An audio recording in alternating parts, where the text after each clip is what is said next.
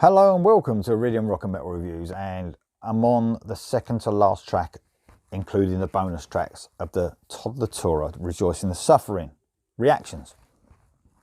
Goes on a bit long, that title, but we're up to Set It Off, so the second bonus track before we hit One by One, which apparently is death metal. I'm worried, but I'm not worried because what we've had so far is 10 amazing, I would think, album of the year songs. Maybe album of the next few years songs, because it's so that fucking good. And then we had Fractured, which was on a different level, but it was great. It's still a great track. I really enjoyed it, but it wasn't quite on the level of the first 10 songs, the proper album, if you like. So we're going to go straight on with Set It Off, the second bonus track. And I wonder if this is the same sort of thing. Wonder if this is what Todd was going on about, why it's these three are bonus tracks. It might be a bonus track for a reason, because he didn't think that was good enough to just quite make the cut. So here we go. Set It Off. Really interested again to hear this one. I reckon it's going to be fast. Let's go.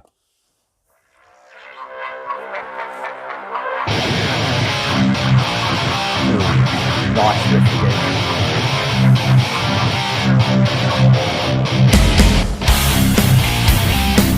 Oh, I like that, man.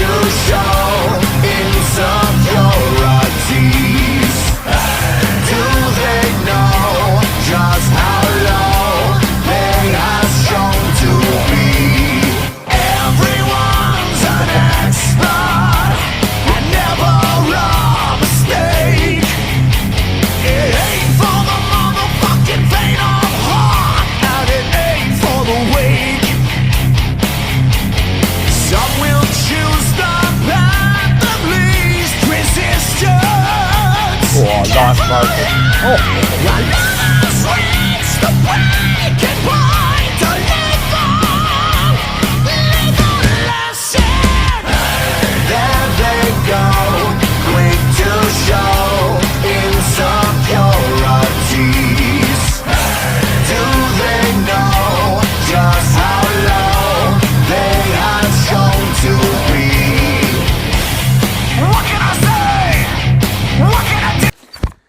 Let's give it a quick pause. I'm about halfway through. So what I'm thinking now, I like this better than Fractured, by the way. I think it's got a real good groove to it. That riffing again is just fucking mind-blowing. All the riffs throughout all these songs have just hooked me straight away. This one has got real, dare I say it, because I know there's a lot of people watch my channel don't like this sort of music, but a grungy type feel. And I'm not talking, look, there's a lot of grunge that I don't like, but I'm talking good grunge. I'm talking Alice in Chains grungy, because I fucking love Alice in Chains. They're more like a metal band than grunge for me. But it's got a real Alice in Chains feel. The harmony vocals going through the verses, those dirty riffs. You know, you can imagine something off of Dirt sounding like this, or or something like that. The Dirt album from Alice in Chains. The verses are great again, and I think the chorus, yet again, even though it's good, is my least favourite part. I think that the verses again are the main part of this song that grabbed me. It's fucking heavy as fuck, this one, but it has definitely got a grungy feel to it. I don't know if that was on purpose. Obviously Todd pulls from a lot of, and Craig, obviously they pull from a lot of different influences, mainly on the album. It's a mix between classic metal and thrash. you know, with a few growling bits chucked in.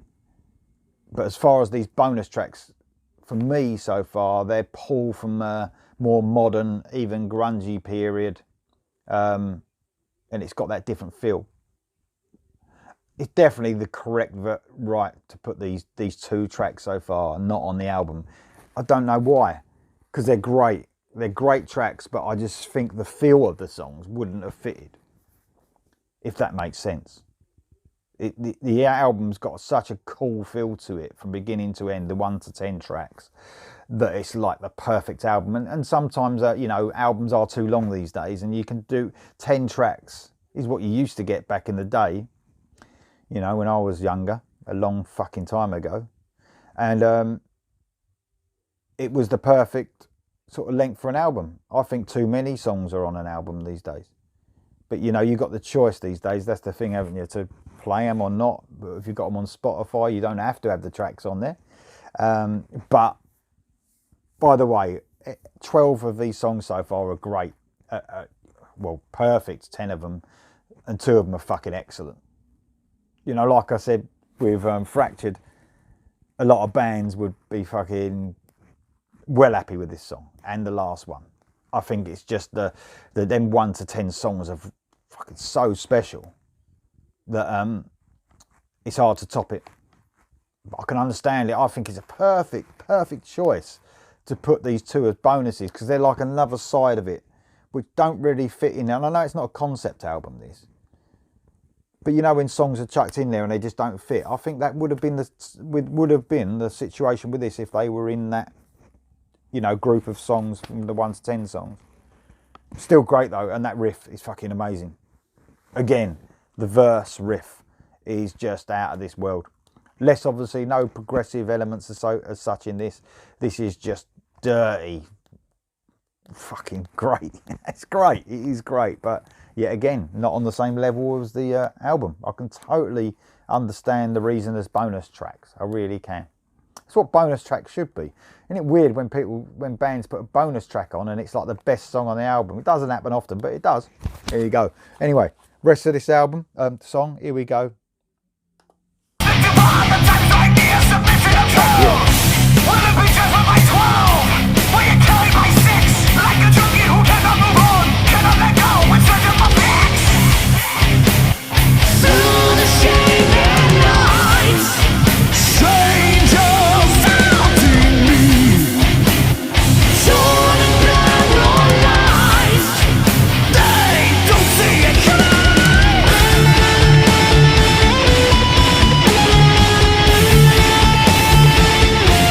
Even the solo, very Alice in Chains.